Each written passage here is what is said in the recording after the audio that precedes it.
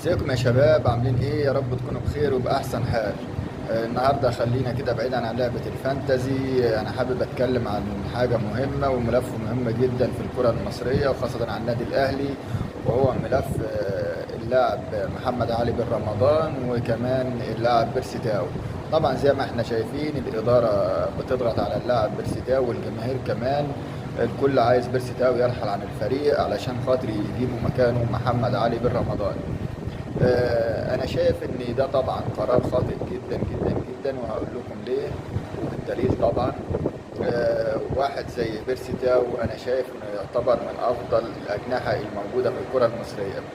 فلو مثلا انت مشيت دلوقتي بيرسي تاو، انت عندك مكانه مين في الفريق؟ ما فيش حد مكانه في الفريق طبعا. كلنا عارفين ان طاهر محمد طاهر مش هو اللاعب الجامد ولا هو اللاعب القوي. كمان عندك اللاعب تاني رضا سليم. الراجل مش معنى كده انه لعب مباراتين ثلاثه في نهايه الموسم وكانت المباريات سهله ما فيهاش ضغط نقدر نعتمد عليه. لسه برضه واحد زي رضا سليم لسه ما جابش مستواه، لسه ما تقدرش تعتمد عليه الاعتماد الكامل، لسه مستواه مش ثابت. فانت كده ما عندكش غير حسين الشحات طبعا وبيرسي تاو.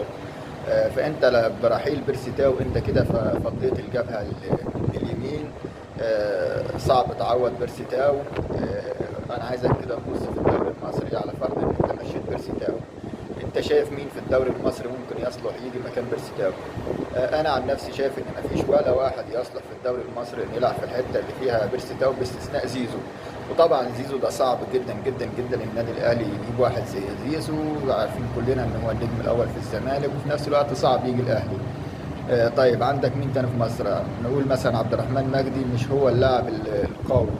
مصطفى فتحي كبر في السن وفي نفس الوقت مش هيقدر يديك كتير ومش هيقدر يدي مستوى ثابت.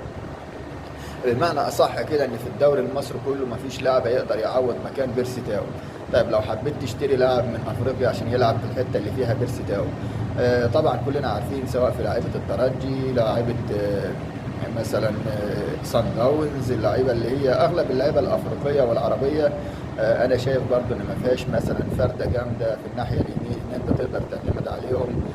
كلها لعيبه مستواها يعني العادي، ما فيش اللاعب يعني اللي هو لاعب مثلا مستوى مميز. في نفس الوقت هتضطر تشتري لاعب من بره القاره خالص. يعني هتضطر تشتري لاعب محترف في الدوريات برضه الفرنسيه، في الدوريات الالمانيه، في الدوريات الاسبانيه.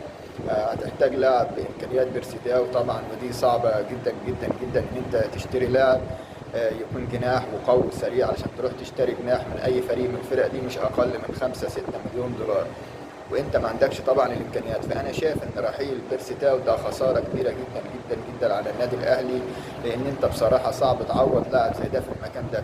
اللاعب احنا زي ما احنا شفنا من ساعه ما جه في النادي الاهلي كان بيعتمد عليه اغلب المدربين لفترات طويله. هو بس الراجل كل المشكله اللي معاه ان فترات الاصابه ومستواه نزل شويه، ودي حاجه مش ثابته. عندك حسين الشحات مستواه نزل ورجع تاني، قفشه مستواه نزل ورجع تاني، برضه نفس الكلام بيرسي تاو زي ما مستواه نزل هيرجع تاني.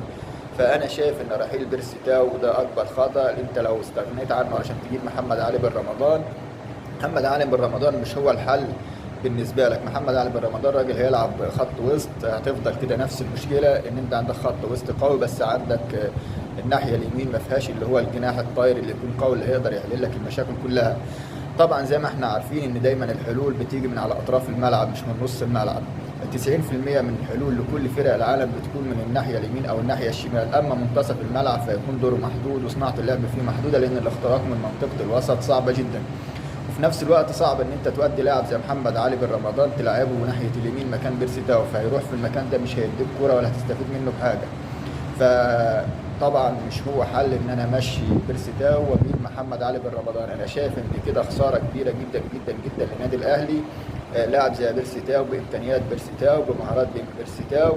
الراجل اللي احنا شفناه في الفتره الاخيره بيقدم دور الدفاع والدور الهجوم. الراجل خطير سريع مهاري هداف شويط. الراجل بيتحرك صح، بيستلم صح، بيضغط على المدافعين صح. يعني فانا شايف ان رحيل بيرسي تاو دي هتبقى مشكله كبيره وهتسيب فراغ كبير في النادي الاهلي وفرده صعب تعوضها جدا جدا جدا. يعني هترجع تاني تعيش سنين علشان تعوض واحد زي بيرسي تاو. راجل لعب في اكبر الدوريات الاوروبيه، راجل مخضرم، راجل عنده خبره، اللاعب رقم واحد في منتخب جنوب افريقيا، يعني هو لاعب مش صغير ولا لاعب سهل، فخساره كبيره على النادي الاهلي انه يبيع واحد زي بيرسي تاو. نيجي للموضوع الثاني وهو موضوع محمد علي بن رمضان. محمد علي بن رمضان برضو ده الملف الثاني اللي إدارة النادي الأهلي تعاملت معاه بطريقة خاطئة. فعلا النادي الأهلي كان محتاج اللاعب، بس طبعا اللاعب لما سعره ارتفع زيادة عن اللزوم الأهلي حاول يخرج من الموقف ده، فما عرفش يعمل حاجة غير إنه يماطل في الصفقة. ما تصدقش إن محمد علي بن رمضان هيجي الأهلي، لأن النادي الأهلي حاليا هو مش محتاج محمد علي بن رمضان. أي نعم هو لاعب كبير ومستواه كويس واي فريق يتمنى يكون فيه لاعب زي محمد علي بن رمضان، لكن انا شايف ان النادي الاهلي كل اللي بيعمله ان هو كان نفسه يجيب اللاعب، ولما لقى ان الجماهير كلها طبعا متمسكه باللاعب ونفسها تيجي اللاعب، فما ينفعش الاداره تطلع في يوم وليله كده تعلن للجماهير ان احنا مش هنقدر نشتري محمد علي بن رمضان او مش هنشتري محمد علي بن رمضان. كل ما بتحاول الاداره تعمله بس ان هي بتماطل في الصفقه لحد ما ينتهي يعني وقت القيد الافريقي والمحلي، وبعدها تطلع الاداره تقول لك احنا حاولنا نجيب اللاعب بس الفريق المجري ما ساعدناش على كده، وان الصفقه فشلت بسبب تعثر المفاوضات. لكن هي صراحه الصفقه مش فاشله علشان تعثر المفاوضات، هي الصفقه فاشله لان الاهلي حس ان اللاعب سعره عالي، وفي نفس الوقت انا همشي بيرسي تاو وانا في احتياج لبيرسي تاو اكتر من محمد علي بن رمضان. انا عندي في خط النص ما شاء الله يعني عمر الساعي لعيب كويس لسه مشتريه، والدليل على كده ان جاب عمر الساعي. انت لو محتاج محمد علي بن رمضان ما كنتش هتجيب عمر الساعي، هجيبه ليه وانا عندي امام عاشور وعندي مروان عطيه وعندي اكرم توفيق وعندي عمرو السوليه وعندي قفشه، عندي لعيبه كتيره في خط النص، يبقى انا هروح اشتري عمر الساعي ليه؟ انا اشتريت عمر الساعي على اساس ان انا مش في نيتي اشتري محمد علي بن رمضان. وهو بصراحه يعني تصرف كويس من الاداره ان هي ما تشتريش محمد علي بن رمضان وهي عندها اللعيبه دي كلها في مقابل ان ابيع بيرسي تاو. لو هشتري محمد علي بن رمضان من غير ما ابيع بيرسي تاو ماشي انا معاك، لان ده ليه مكان وده ليه مكان. فانا شايف ان محمد علي بن رمضان صعب يجي الاهلي، خاصه الاداره بتماطل، هي الاداره اللي هي مش عايزه اللاعب لكن هي مش قادره تعلن الكلام ده للجماهير.